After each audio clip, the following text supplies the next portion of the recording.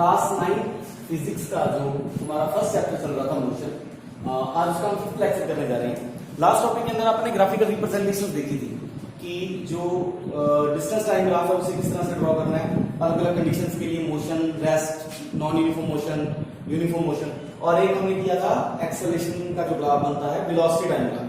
Clear है? तो उसके ऊपर बेस्ड कुछ न्यूमेरिकल्स आते हैं, आज आप उनको थोड़ा स्टडी करेंगे।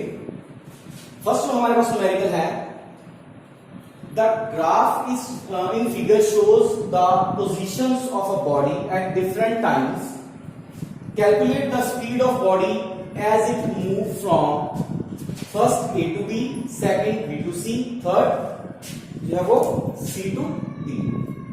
मतलब हमें तीन कंडीशंस दी गई हैं। यहां पर जो ग्राफ बनाया है देखो, इनिशियली जो टाइम है वो 2 सेकंड से स्टार्ट हो रहा है, डिस्टेंस हमारा मीटर्स के अंदर गिवन है। ऑब्जेक्ट ने 1 2 3 4 5 6 7 मीटर टोटल डिस्टेंस ट्रैवल किया। कैसे कैसे? फर्स्ट जो है 2 सेकंड से हमारा डिस्टेंस ट्रैवलिंग स्टार्ट हुआ। पहला जो पॉइंट बना बी यानी कि 3 मीटर पे, वो कितनी देर में कवर हुआ? 5 सेकंड में। मतलब 5 टोटल 5 सेकंड है, लेकिन 2 से स्टार्ट हुआ तो टोटल टाइम कितना लगा यहाँ? 1 2 एंड 3 सेकंड में उसने 3 मीटर का डिस्टेंस जो है वो कवर किया। अब बी टू सी जो कंडीशन है, बी से सी जब ऑब्जेक्ट जा रहा है तो वहां पर डिस्टेंस ट्रेवल हमारा कुछ भी नहीं है, वो पोजीशन वही है, उसकी सेम है 3, लेकिन टाइम हमारा स्पेंड हो गया 5 6 7, यानी कि कितना टाइम लगा यहाँ? 2 सेकंड। तो 2 सेकंड के लिए ऑब्जेक्ट जो है वो 3 मीटर पर प्रेजेंट है, यानी कि ये ग्राफ क्या रिप्रेजेंट कर रहा है? यहां से यहां तक बी टू सी जो हमारा ऑब्जेक्ट है वो इन रेस्ट है। उसके बाद सी से डी की जो कंडीशन है, वहां पर क्या हुआ कि सी से डी जो ऑब्जेक्ट यहां हो गया 3 to 7 मीटर। तो यहां टोटल डिस्टेंस कितना हुआ? 7 6 5 4 3 से स्टार्ट है, तो 7 - 3 ये डिस्टेंस कितना है यहां से यहां तक का? 4 मीटर का। और कितने टाइम में ट्रेवल किया उसने? 7 8 9, यानी कि 9 - 7, यानी कि ये जो डिस्टेंस है 4 मीटर का, उसने 2 सेकंड में कवर किया। अब हमें इन 3 पोजीशंस का के ऊपर उस ऑब्जेक्ट की वेलोसिटी निकालनी है। वो कैसे निकालेंगे आप देखो। फर्स्ट है ए टू बी, तो ए टू बी जो ऑब्जेक्ट हमारी गई तो वहां पर डिस्टेंस ट्रैवल था S1 को कितना था? 3 मीटर, जैसा कि हमने कहा 0 1 2 3, और टाइम क्या था हमारा? 3 सेकंड। 3 सेकंड कैसे? 5 - 2, 1 सेकंड 2 सेकंड 3 सेकंड, तो ये 3 सेकंड में ऑब्जेक्ट ने 3 मीटर जो डिस्टेंस है वो अपना ट्रैवल किया। तो वेलोसिटी क्या होगी? Distance upon time, that is 3/3, that is 1 metre per second. तो फर्स्ट केस में जब object A to B travel कर रही है, उस केस में हमारी वेलोसिटी कितनी आ गई? 1 metre per second. Second case है इन मूविंग बी टू सी, जब हमारी ऑब्जेक्ट बी से सी पर मूव करती है उसमें वेलोसिटी कितनी होगी? तो उसके लिए सबसे पहले डिस्टेंस निकालेंगे अपन। अब बी टू सी 3 पर था, 3 पर ही रह गया, मतलब उसने कोई डिस्टेंस ट्रैवल ही नहीं किया, that is distance travel S2 is 0। Time t2 कितना आ गया? कितना टाइम है इसने यहां से यहां जाने में? यानी कि उसी पोजीशन में, रेस्ट पोजीशन में कितना टाइम स्पेंड कर दिया इसने? 6 7, यानी कि 2 सेकंड। 7 - 5 2 सेकंड। वेलोसिटी आ गई 0/2, that is 0 metre per second, क्योंकि रेस्ट में तो ऑब्वियसली वेलोसिटी जो है हमारी वो 0 आएगी। थर्ड है in moving C to D. C to D move करने में उसे कितना टाइम लगा और कितना उसने डिस्टेंस ट्रैवल किया? तो सी टू डी डिस्टेंस कितना है? टोटल 7, लेकिन ये 3 मीटर पहले वो ऑलरेडी ट्रैवल कर चुका है, तो कितना डिस्टेंस ट्रैवल किया सी टू डी उसने? 7 - 3, दैट इज 4 मीटर। तो यहां पर इसने सी टू डी जो है वो 4 मीटर अपना डिस्टेंस ट्रैवल किया। टाइम इसने सी टू डी कितना लगाया? टाइम इसने लगाया 9 - 7।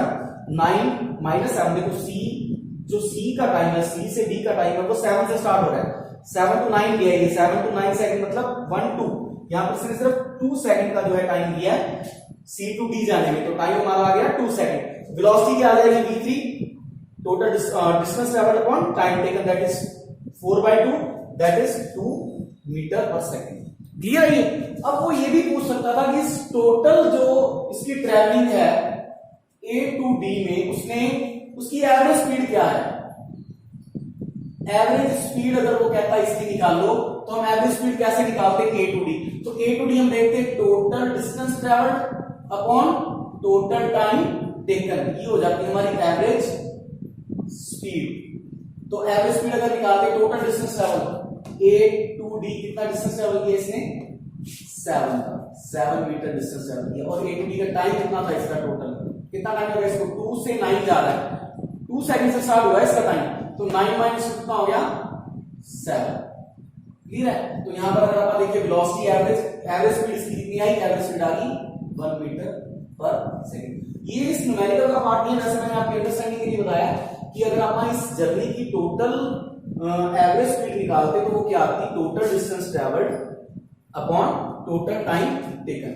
नेक्स्ट अपन न्यूमेरिकल करेंगे acceleration based, that is based upon the velocity time graph. तो यहां पर हमारे पास एक वेलोसिटी टाइम ग्राफ है, और वेलोसिटी टाइम ग्राफ जब हमें गिवन होगा तो वो क्या पूछेगा आपसे, एक्सेलरेशन पूछेगा। क्लियर है? तो यहां पर हमें क्या करना है, कंडीशन में the velocity time graph of N ascending passenger lift is given in figure, what is the acceleration of the lift. तो यहां पर एक पैसेंजर है, वो लिफ्ट में जा रहा है ऊपर की तरफ, तो उसमें कुछ कंडीशंस गिवन है इस ग्राफ के अंदर, उसके अकॉर्डिंग हमने उसकी एक्सेलरेशन अलग अलग कंडीशंस पे फाइंड आउट करनी है। तो सबसे पहले देखो लिफ्ट गई, 2 सेकंड तक लिफ्ट जो है वो चलती रही, वेलोसिटी मतलब उसकी इंक्रीज हुई। उसके बाद लिफ्ट की वेलोसिटी क्या होगी, फिक्स होगी कितने पे, 4.6 पे। तो 4.6 पे जो है वेलोसिटी जो है लिफ्ट की कांस्टेंट हो जाती है, कितनी देर तक, 10 तक। 2 से लेके 10 सेकंड तक वेलोसिटी उसकी फिक्स रहती है 4.6। और जब वो अपनी पोजीशन पे पहुंचने वाली होती है अपने फ्लोर पे, तो फिर वो लिफ्ट अपनी वेलोसिटी को डिक्रीज करना स्टार्ट करती है, और 10 से 12 सेकंड यानी कि 2 सेकंड के बीच में वो रुक जाती है। अब ये 3 कंडीशंस है हमारे पास, पहले लिफ्ट ने वेलोसिटी इंक्रीज की, फिर उसने अपनी वेलोसिटी फिक्स कर ली कुछ टाइम तक, और उसके बाद लास्ट वाले 2 सेकंड में उसने अपनी वेलोसिटी को डिक्रीज किया ताकि वो रेस्ट पोजीशन में आ सके। तो हमने अब इन तीनों पोजीशंस के ऊपर उसकी एक्सेलरेशन कैलकुलेट करनी है। फर्स्ट है during, find the acceleration during the first 2 seconds, ठीक है, then between 2 and 10 second, then during last 2 seconds. तो जो फर्स्ट केस है, for motion during first 2 seconds acceleration क्या होगी, तो हम एक्सेलरेशन के लिए हमारे पास क्या फार्मूला है, अगर हमें एक्सेलरेशन कैलकुलेट करनी है तो acceleration is equal to change in velocity divide by time, final velocity minus initial velocity divide by time. ये हमारा एक्सेलरेशन कैलकुलेट करने का फार्मूला है। तो यही फार्मूला पर यहां अप्लाई करेंगे। पहले देखिए चेंज इन वेलोसिटी कितना हुआ है, इनिशियल वेलोसिटी जो फाइनल वेलोसिटी कितनी है, यहां पर कितनी वेलोसिटी अचीव कर ली, ये जो वेलोसिटी है मीटर पर सेकंड में गिवन है, टाइम हमारा सेकंड के अंदर गिवन है। तो जब वो लिफ्ट ऊपर जा रही थी तो उसने इनिशियल जो वेलोसिटी थी उसकी 0 से स्टार्ट किया, और 2 सेकंड के अंदर लिफ्ट की वेलोसिटी कितनी होगी, 4.6 मीटर पर सेकंड। तो यहां पर v1 minus u1 that is 4.6 final velocity minus initial velocity 0, तो v1 माइनस u1 आ गया 4.6, टाइम 2 सेकंड। तो एक्सेलरेशन क्या आ गई, v1 minus u1 upon t1 that is 4.6 divide by 2। तो हमारी वेलोसिटी जो एक्सेलरेशन आ गई वो आ गई 2.3 मीटर पर सेकंड स्क्वायर। जो एक्सेलरेशन की यूनिट है वो मीटर पर सेकंड स्क्वायर है। सेकंड कंडीशन जो है हमारी, for motion during second to 10 second, 2 second से 10 सेकंड के बीच में उसकी एक्सेलरेशन कितनी हुई। तो जब 2 सेकंड बीत चुके थे उसके बाद ए पे जब हमारी लिफ्ट पहुंची थी उस टाइम उसकी वेलोसिटी थी 4.6, और जब बी पे पहुंची, ये अब सेकंड केस के लिए 4.6 हमारी इनिशियल वेलोसिटी है, और बी पे पहुंची जब वो 10वें सेकंड में, तो उसकी वेलोसिटी फिक्स रही 4.6। तो अब यहां पर जो डिफरेंस है final velocity minus initial velocity का, वो कितना आएगा, 0। टाइम कितना लगा, 10 माइनस 2, 8 सेकंड लगे। तो 8 सेकंड में वो वेलोसिटी को चेंज नहीं करती अपनी, तो एक्सेलरेशन उस टाइम कितनी हो जाती है उसकी, 0 divide by 8 that is 0 metre per second square. तो ये सेकंड कंडीशन है। थर्ड कंडीशन में क्या है, motion during 20th and 12th second, जो ये लास्ट वाले 2 सेकंड है, इस दौरान उसकी जो वेलोसिटी है वो कितनी चेंज हुई और कितना उसने टाइम लिया। तो टाइम तो 10 से 12 सेकंड में कितना लिया, 2 सेकंड टाइम लिया उसने, तो टाइम हमारे पास आ गया यहां पर 2 सेकंड। अब देखो फाइनल वेलोसिटी क्या होगी, यहां पे फाइनल वेलोसिटी क्या होगी, 0, और इनिशियल वेलोसिटी कितनी थी इसकी, 4.6। फॉर्मूला अप्लाई करेंगे, final velocity minus initial velocity that is minus 4.6।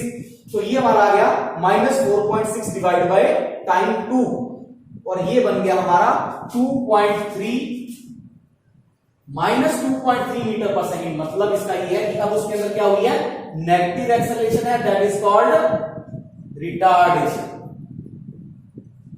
Clear है ये। तो यहां पर अपन ने एक्सेलरेशन देखा, पॉजिटिव एक्सेलरेशन देखी, जीरो एक्सेलरेशन देखी और नेगेटिव एक्सेलरेशन देखी। तीनों ही एक्सेलरेशन के एग्जांपल हमारे एक ही न्यूमेरिकल में कवर होते हैं। अब यहां पर वो ये भी पूछ सकता था कि अगर लिफ्ट हमारी A to B जो गई है उस दौरान उसने डिस्टेंस कितना ट्रेवल किया, फाइंड द डिस्टेंस। तो वेलोसिटी टाइम ग्राफ के अंदर डिस्टेंस कैलकुलेट करने का हमारे पास एक फॉर्मूला है। क्या फॉर्मूला है वो? ग्राफ से अगर हम डायरेक्ट डिस्टेंस ट्रेवल देखना चाहें तो वो फॉर्मूला है distance travel is equal to area under the curve. तो वो जो एरिया अंडर द कर्व है वो हमारा डिस्टेंस ट्रेवल होता है। जैसे यहां पर A से B जो गई है लिफ्ट, तो उसके नीचे ये सारा एरिया, उसने इतना एरिया ट्रेवल कवर किया। अगर आप ये एरिया निकाल लें तो वो एरिया हमारा क्या हो जाएगा? डिस्टेंस हो जाएगा। तो अगर हम डिस्टेंस निकालना चाहें वेलोसिटी टाइम ग्राफ से तो वो भी निकाल सकते हैं डिस्टेंस से। अब ये क्या चीज है? रेक्टेंगल है। रेक्टेंगल का area side into length into breadth. तो यहां पर लेंथ कितनी है? 4.6 इनटू ब्रेड्थ कितनी है? 10 minus 2 that is 8, 36.8 मीटर। तो ये आपकी लेंथ भी आ गई। इसी तरह से अगर आप इसका एरिया निकालना चाहें कि जब लिफ्ट B से C गई, B to C, ये तो अपन ने निकाल दिया A to B का डिस्टेंस। अगर B to C का डिस्टेंस निकालना तो उसके लिए भी S is equal to area under the curve. अब यहां पर क्या है? कर्व, ट्रायंगल है ना ये, तो इसका एरिया कितना आ जाएगा? 1/2 इंटू बेस। ठीक है, बेस कितना है हमारा? 2 इंटू हाइट। हाइट कितनी है? 4.6। तो ये कट गया, ये आ गया 4.6 मीटर। तो लास्ट वाले 2 सेकंड में उसने 4.6 मीटर जो है डिस्टेंस ट्रैवल किया। फिर बता रहा हूं ये न्यूमेरिकल जो ये मैंने बताया इस न्यूमेरिकल का पार्ट है, लेकिन इस तरह का भी आ सकता है। वो आपसे पूछ सकते हैं कि A to B में उसने कितना डिस्टेंस ट्रैवल किया। डिस्टेंस ट्रैवलिंग जो है वो वेलोसिटी टाइम ग्राफ से हमें पता चल जाती है। अगर हम A to B कर्व का, जब A to B ऑब्जेक्ट गई है उस कर्व के जो नीचे का एरिया है उसको कैलकुलेट कर रहे हो। एरिया कैलकुलेट करने का एरिया है, मेथड है, फॉर्मूला है लेंथ इनटू ब्रेड्थ रेक्टेंगल के केस में। और ये जो राइट एंगल ट्रायंगल बनी है, ये दोनों तरफ ही राइट एंगल ट्रायंगल बनी है, तो राइट एंगल ट्रायंगल के अंदर जो एरिया निकालते हैं वो क्या होता है? 1/2 इंटू बेस इंटू हाइट। तो ये हमारे न्यूमेरिकल्स थे। और आज आप न्यूमेरिकल तक ही करेंगे। आप इससे रिलेटेड और भी काफी सारे न्यूमेरिकल्स हैं बुक के अंदर, आप उनको सॉल्व करने की ट्राई करें। और जो इसका हमारा जो इससे नेक्स्ट टॉपिक है जो वो है डेरिवेशंस। तो डेरिवेशन जो है वो थोड़ा लेंथी टॉपिक है, तो उसको अपन नेक्स्ट लेक्चर में करेंगे। तब तक आप इन न्यूमेरिकल्स की प्रैक्टिस करें और ग्राफ्स को स्टडी करके उसको एनालाइज करने की कोशिश करें और सिंपल सी चीजों को समझने की कोशिश करें। Thank you students.